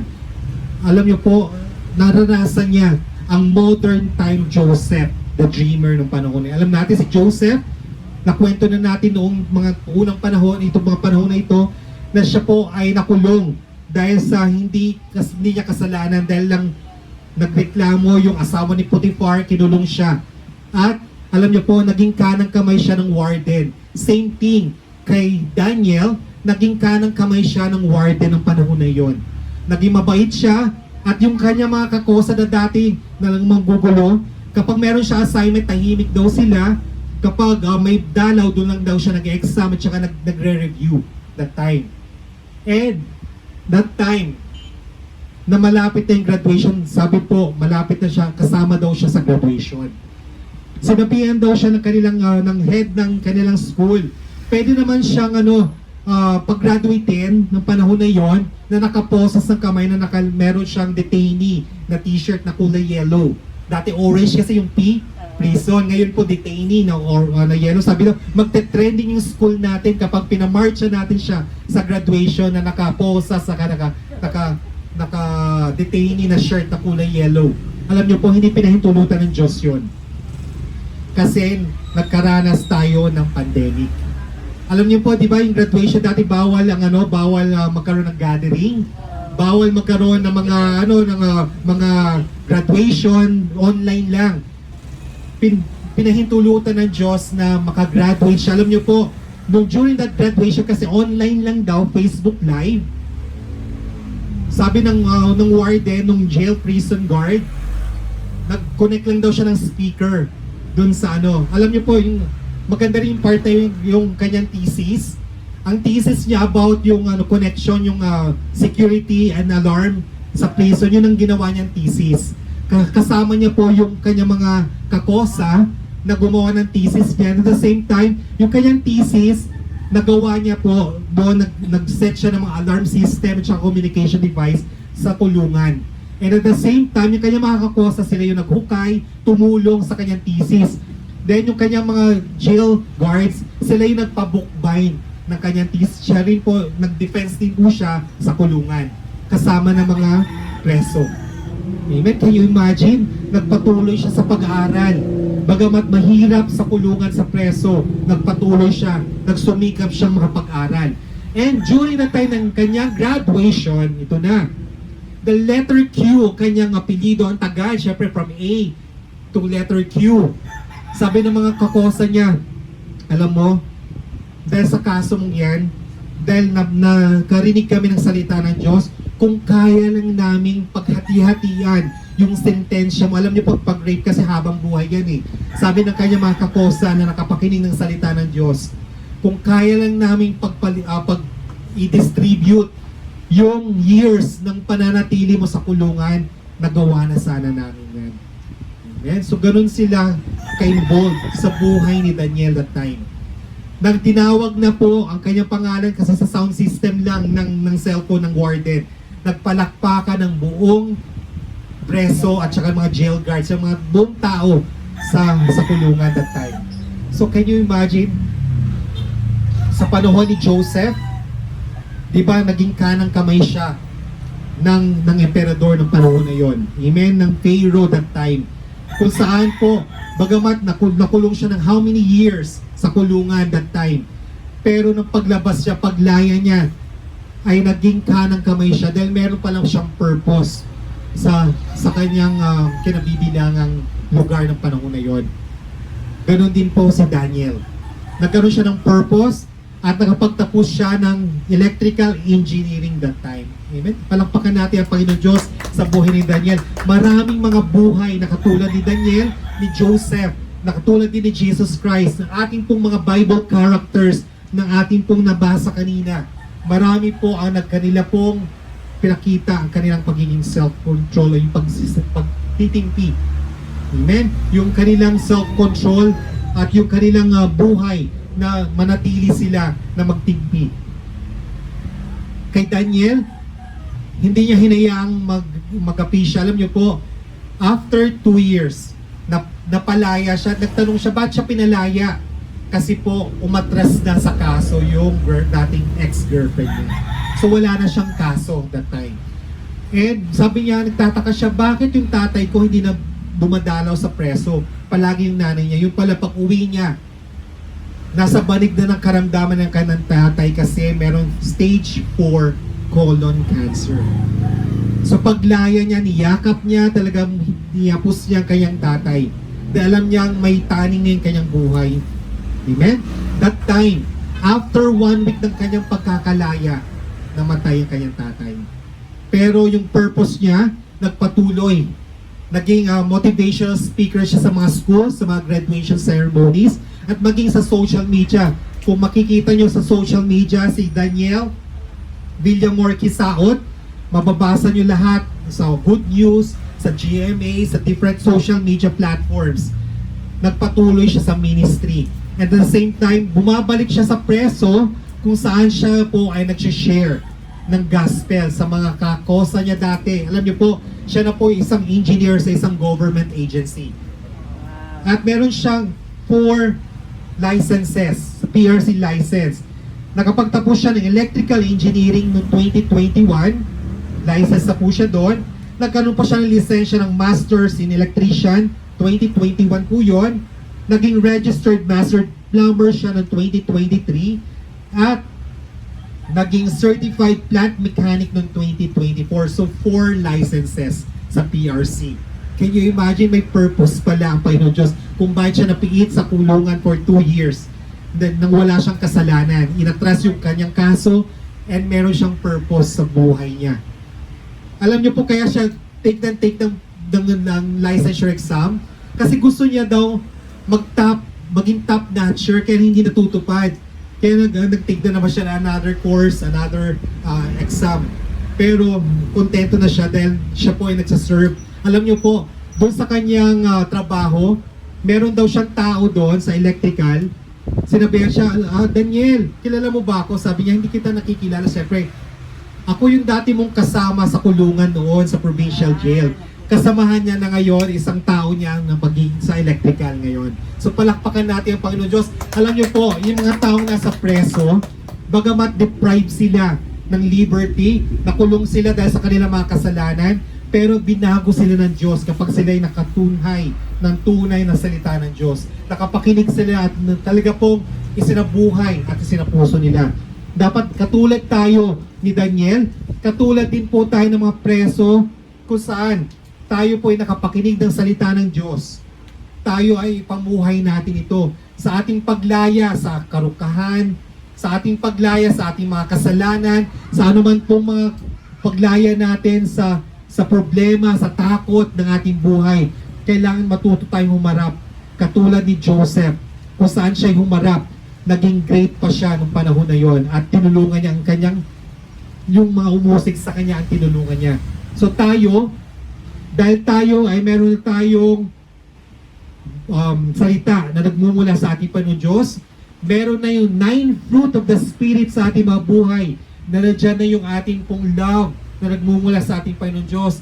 Na nandiyan na yung ating pong peace, ng joy, ng kindness, may goodness na tayo, may faithfulness na tayo, may gentleness na tayo sa ating mga buhay. Meron na tayong self-control.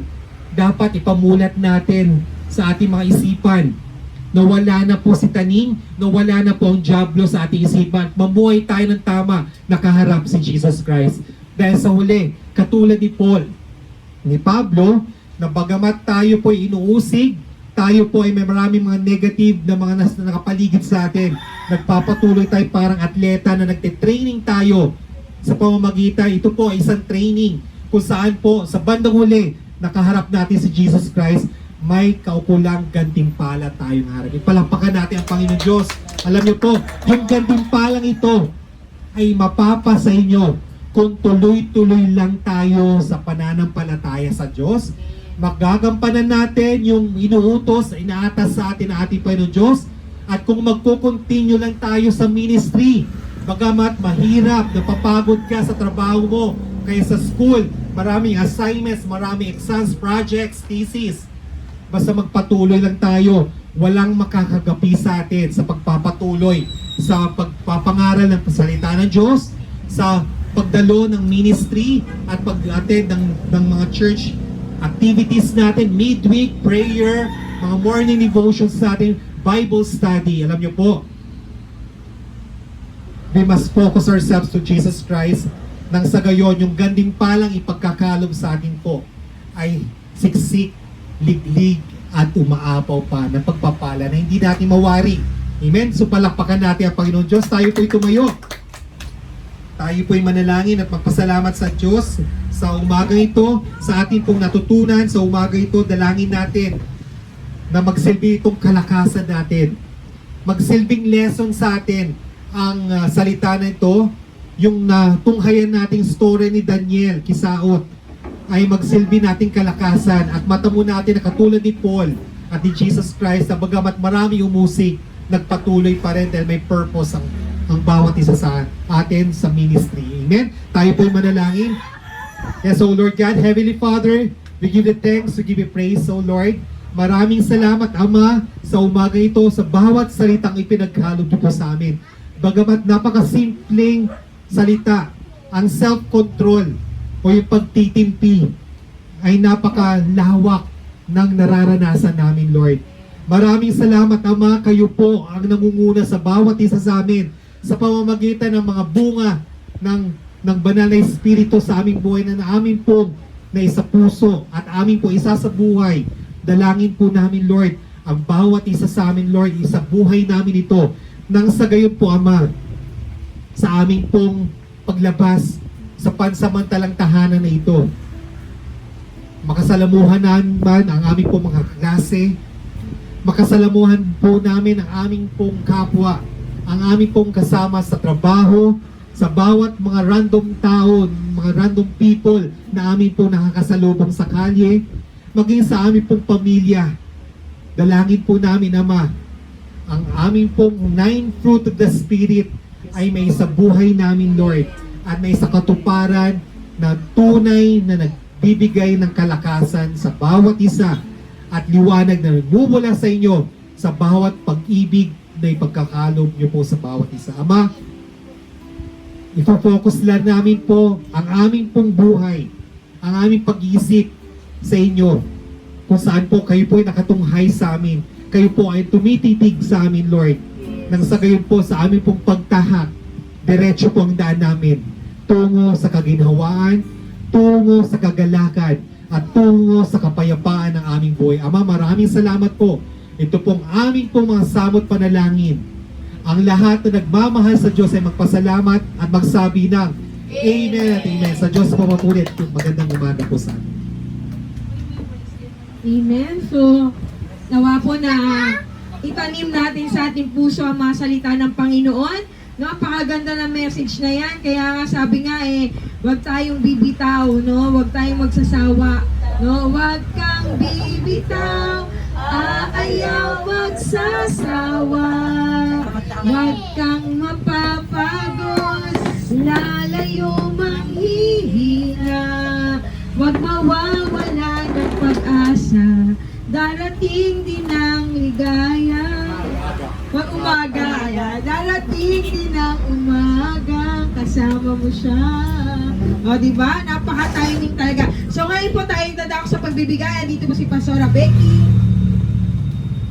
Amen. No? Sa ating pagbibigay, alam naman natin na ang Panginoon ay nalulugod, no? Sa pagbibigay ng ating puso. Yan. Kaya nga, sabi ng Malakay chapter 3, no, verse 10, kaya nga, subukin ninyo ako, ang sabi ng Panginoon sa kanyang salita, subukin ninyo ako kung hindi ko bubuksan ang durungawan ng langit upang ibuhos ang masaganang pagpapala, siksik, liglig, at umaapaw. Amen? Kaya nga, alam mo, maganda talaga mayroon tayong ugnayan sa Panginoon. Kasi ang ating palang trabaho, no, mayroon palang ano yan, yung kumbaga, katuwang tayo ng Panginoon, no, na sa paghahari niya dito sa lupa, yung mga kingdom, yung mga simbahan, no, para lumago ang mga simbahan. Kaya nga yung mga tao, hindi nila alam, no, na mayroon silang bahagi, no, sa kaharian ng Diyos, wala silang alam, no. Kaya ang ginagawa lang nila, magtrabaho, matulog, kumain, walang involvement, no, ang Panginoon sa kanilang pinansyal kahit may mga trabaho sila. No, kaya nakakalungkot. Kaya tayo na nakakilala sa Panginoon, yung pinansyal na natanggap natin, may bahagi doon ang Diyos. Kasi kung anong mga nangyayari, mga sitwasyon, mga pagsubok, no, mga iba't ibang mga uri ng pagsubok, may proteksyon tayo. Nakatulad nga kanina, no, pinusasan, bagamat walang kasalanan. Paano mo yan haharapin sa panahon ngayon kung hindi mo isinasabuhay ang salita ng Diyos? Wala tayong totoong pagkaunawa. Tayo po ay manghihina. Pero kung alam natin na isinabuhay natin ang salita ng Panginoon, lalo na talaga ang pagbibigay, na mayroon talaga tayong ugnayan sa Panginoon, hindi ibig sabihin na nakilala lang natin ang Diyos pero walay labot ang Diyos sa ating pera. Diba? Nakakalungkot. Kumbaga, ang Panginoon may bahagi sa ating pinansyal. Yun po ang itinuturo sa atin ng Panginoon para makita ng Panginoon na tayo po ba ay mapagkatiwalaan sa maliit, dahil kung napagkatiwalaan ka sa maliit, mapagkatiwalaan ka din sa malaki. Dahil ang ating CCTV ay si Lord. Yun lang po. Salamat po sa Panginoon, tayo na po ay magbibigay.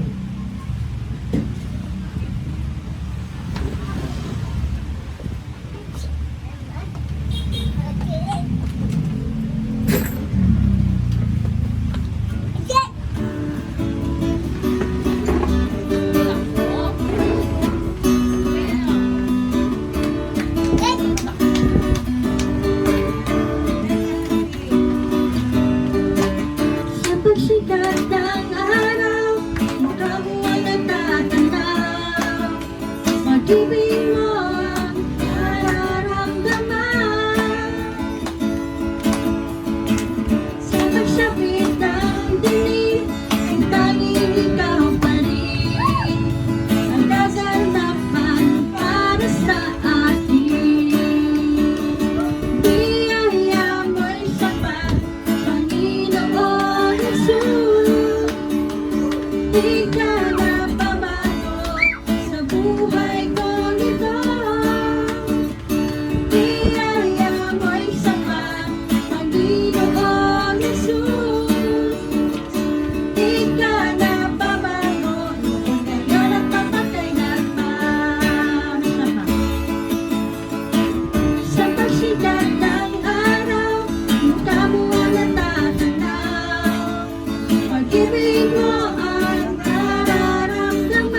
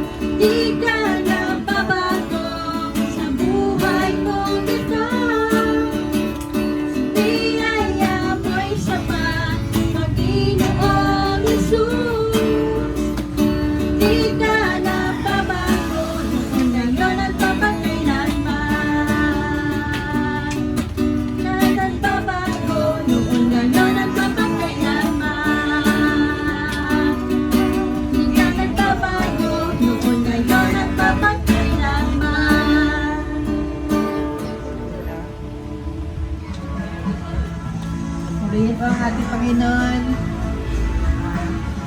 Panginoon, hinihiling po namin na iyo pong pagkabasbasan itong mga tithes and offering na ito, Lord, para maging siksik, liglig at apaw pa, Panginoon. Ang lahat ng mga ito, Panginoon, ay gagamitin sa mabuti ayon sa nais mo, Panginoon. Maraming salamat po sa mga nagbigay. Panginoon, hindi po namin na lalo yun po sila pagkabasbasan. I-bless niyo po sila, O Lord, para ganun din po sa mga walang kakayahan magbigay, O Lord, ay i-bless niyo po sila. Bigyan ng mga hanap buhay, O Lord. Kaya lahat po ng mga blessings, O Lord, ay kami nagpapasalamat sa inyo, O Lord. At ikaw lang po ang tanging namin itataas, pasalamatan. At lahat ng mga biyaya, O Lord, ay thank you, Lord. Kaya lahat na nagmamahal sa ating Panginoon ay magsabi ng Amen at Amen. Amen. So tayo po ngayon ay dadako na sa ating announcement. So ang lahat po ay naanyayahan na maging bahagi po ng ating mga gawain sa JCF. So lahat po tayo inaanyayahan every Wednesday na mag-recharge kasi yung mga battery natin, of course, na lulobat din yan. So kailangan din natin mag-recharge katulad ng mga cellphone natin. So hindi lang cellphone yung i-recharge natin, i-recharge din natin yung ating mga faith. So every Wednesday po, meron po tayong gawain na nangyayari po via Messenger, Facebook Messenger from 8 p.m. to 9 p.m.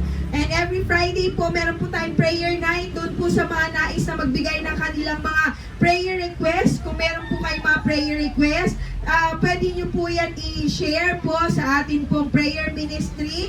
Andyan po yung ating prayer GC. So meron po dyan, ilagay nyo po dyan yung mga prayer request ninyo para maisama po sa pananalangin tuwing prayer night ng Friday from 8 p.m. to 9 p.m. happening din po via Messenger, Facebook Messenger. At syempre, meron tayong mga devotion. So yung mga devotion natin every Tuesday, Thursday, and Saturday. So sa lahat po na nagnanais na lumakas, no po, makarinig ng salita ng Panginoon, welcome po kayong maging bahagi dyan every alas 4 hanggang alas 4:30 na madaling araw. No po, every Tuesday, Thursday, and Saturday. At every Sunday po, meron po tayo munang Sunday School. Nagaganap po ng alas 8 hanggang alas 9 ng umaga. At ang ating pong Sunday Celebration proper ay nangyayari every 9 a.m. hanggang 11 a.m. So ngayon po ay 11 a.m. na. Tayo na pong lahat ay tumayo para sa ating panalangin. Reminder po, next Sunday is Family Day. Lahat po tayo ay inaanyayahang dumalo. Magdala rin po tayo ng ating share kahit na sardinas yan, itlog, or kahit na tuyo. Talagang welcome para ang ating pong pagbaband ay maging mas matatag at mas tight pa. So salamat pong muli, tayo pong lahat ay manalangin. Hallelujah. Sa'yo lamang, Jesus, ang lahat ng papuri at pagdakilaan ang pagluwalhati, pagkat ikaw ang karapat-dapat na sambahin. O Jesus, ang ngalan mo. O Jesus, ang ngalan mo. O Jesus, ang ngalan mo. Itataas.